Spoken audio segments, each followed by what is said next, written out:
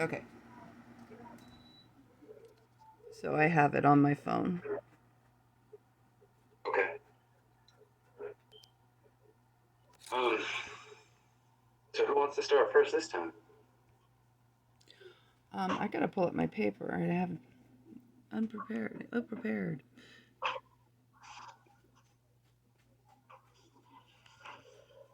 Um,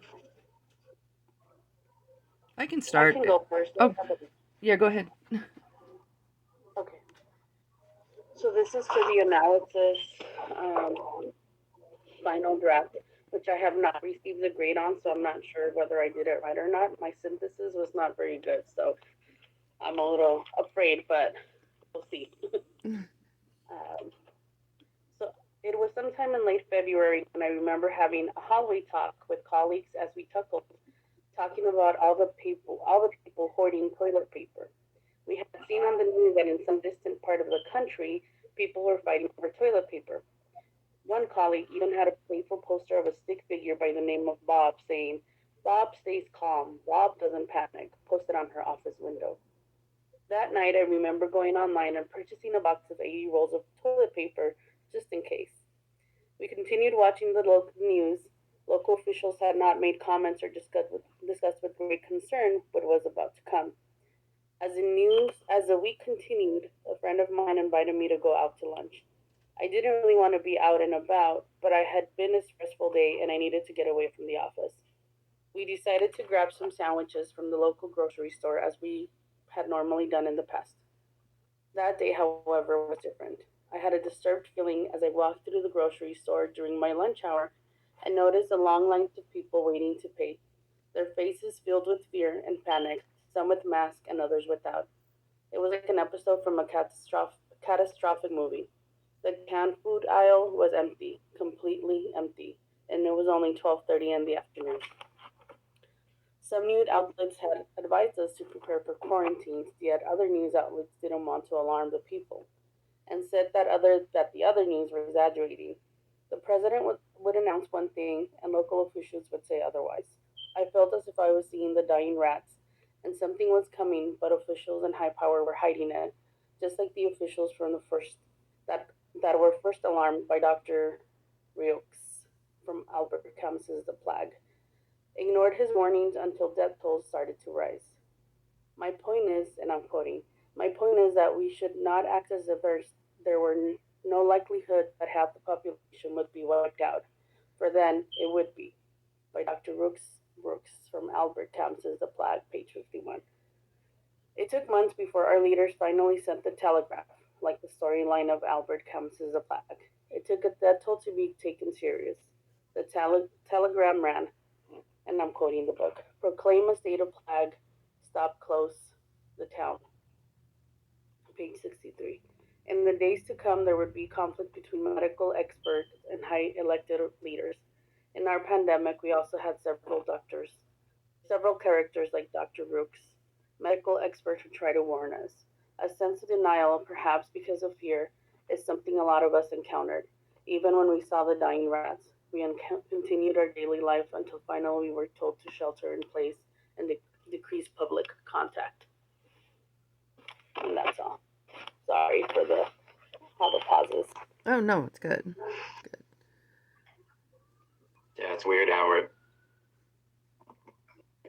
living through this, and it's just you're reading the book and you can like relate somebody to almost everybody that you.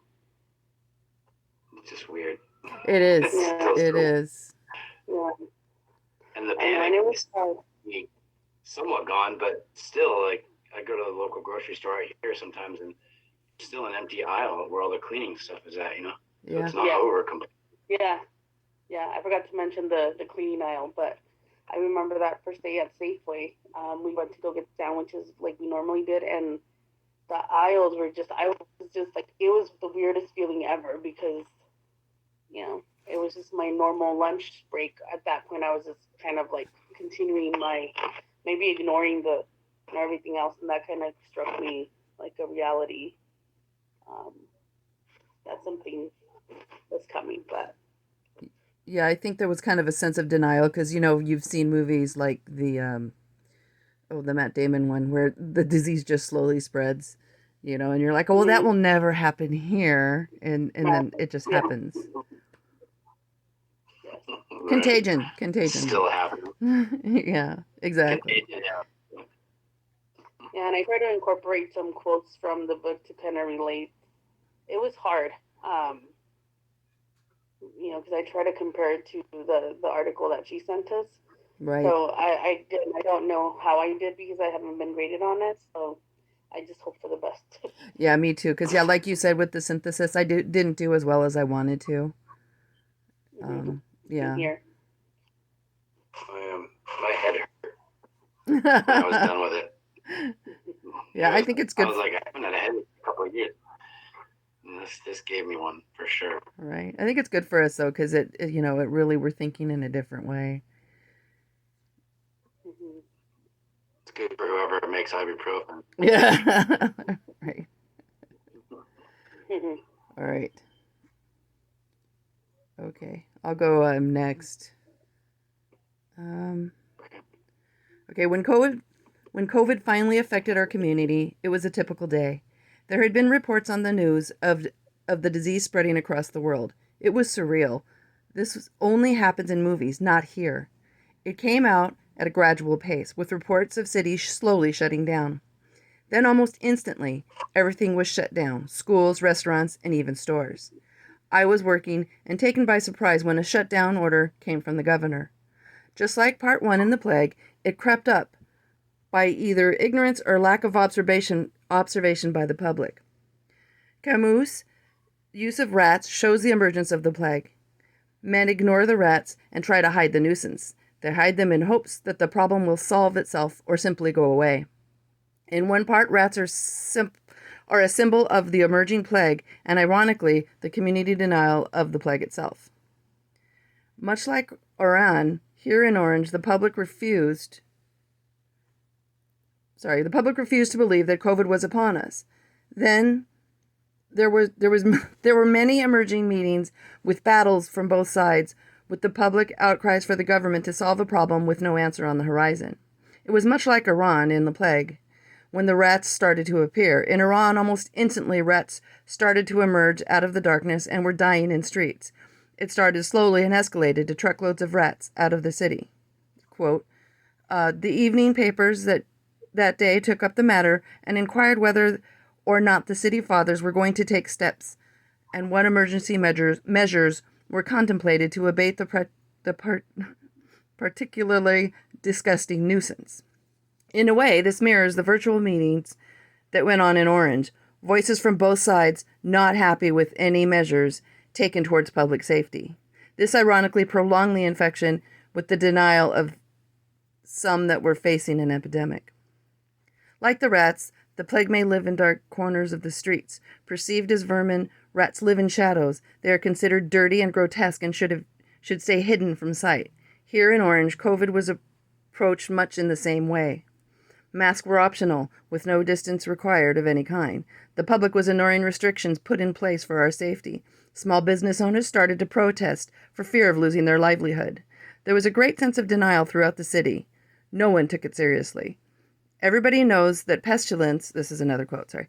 Everybody knows that pestilence has a way of recurring in the world, yet somehow we find it hard to believe in ones that crash down on our heads from a clear blue sky. Dr. Rio, the protagonist of part one, had a suspicion that the dead rats meant something more than that. His suspicion mounted as people started to die in the manner as the rats. After great contemplation, Dr. Rio knew the town of Oran was facing the plague. Here in Orange, this was just the beginning. Okay, and that is the end.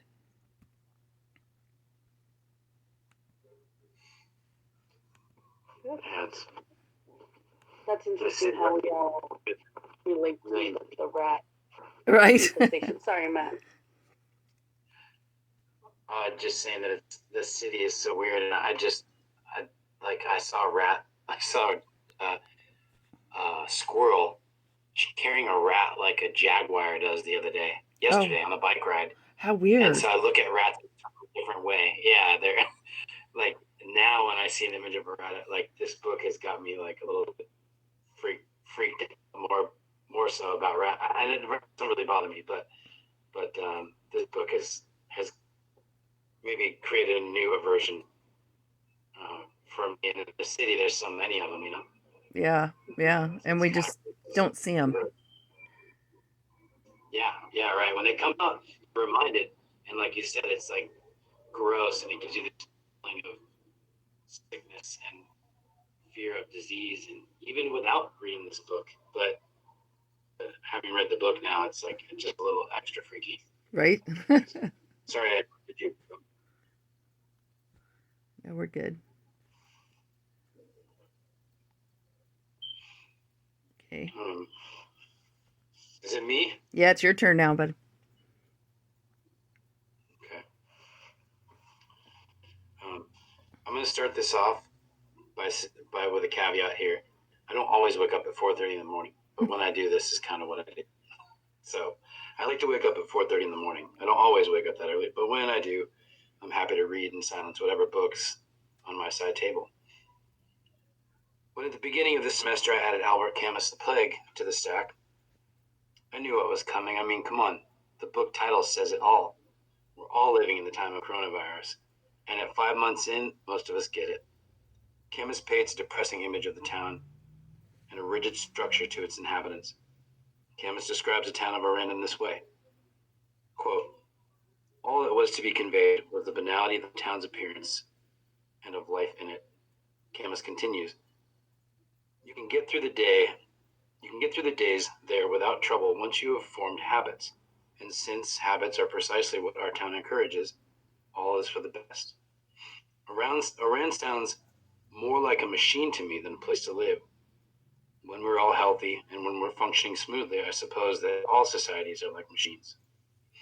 The insertion of the plague in Oran brings the machine to a halt.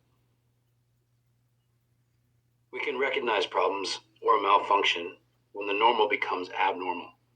Camus awakens the abnormal when Dr. Rue leaves his building for the day. The first sign of a problem is the rat that Dr. Rue encounters in the hallway of his building. Camus writes, quote, Rue felt something soft under his foot.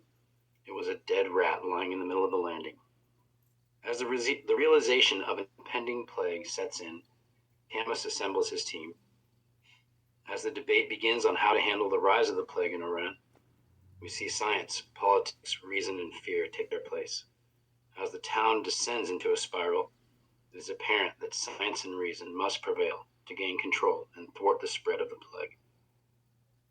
When society breaks down, either by catastrophe or through a health hazard, it takes people to fix it. This was Camus's main focus in part 1. Individuals, ordinary men and women, must do the work required. It is in the repair of Oran's community that its humanity will be revealed. I cannot help to think that what is true in Oran is true here in the United States. The United States needs fixing, and the coronavirus has revealed our weakness. I would argue we did not act as efficiently and calmly nor agreeably as the characters in the plague had. In part 1 of the plague, Camus reveals to us the team of characters that will fix the machine that is Oran. Here in the United States, we're still waiting to see if a team will be assembled, or even worse, if anyone could admit the machine is broken as it smolders and melts before our very eyes. Ova. Nice. That's it. Nice. That was nice. That was good. I like how you incorporated because that was one of the things that I didn't add, but I think it was very important was the description of the town and how even though in the book once we read it we think about this it's an old fashioned or not old fashioned but we try to at least for me I try to kind of not think of Phoenix being like it is, but then after I read it again and analyzed it, I'm like, wow, that's it sounds like a distant place, but we're kind of in that same boat or that same, we're not near the beach, but the rhythm of the life and just like you said, being a machine. I think that was that analysis of that part and the relevance to the city life in Phoenix, at least for me. I know you guys are in California, but so that was good. Yeah, that was good. Thank you. The weather's a little different, but it's still the same freaking problem. Right? Yeah. Yeah, the weather here is horrible. It's getting like hotter and hotter every summer. So it's like, we're so done. We're so over with it. But are you guys anywhere near the fires? Kind of, like, we're definitely getting the smoke. The air quality was horrid this weekend. Yeah. We're really close to the beach here, so we normally get a marine layer that burns off about 10 or 11 in the morning, but it's not really supposed to be around this time of year so much. But we are pretty close, so it's a little understandable. But lately, that's been mixing with the fire because we have had one that started last weekend, just a little bit east of town, kind of in the middle of San Diego, but out east. And it's been, the air quality today was really bad here, and it's just it's not burning off. And I like the marine layer because it gives you a little bit of cool morning, but I like when it burns off too, and it just seems like that smoke is like locking it in, or I'm no weatherman, so I don't understand how that all works. But we haven't seen the sun for a minute, and when we get a glimpse of it, it has a hint of red or brown, nothing like way up north, but It's got that eerie red glow to it. Yeah. Yeah, we've had it here too. The same because of the smoke from California. Guys, say bye to Dr. Woods. I'm going to turn the recording off. Say bye, Dr. Woods. I know.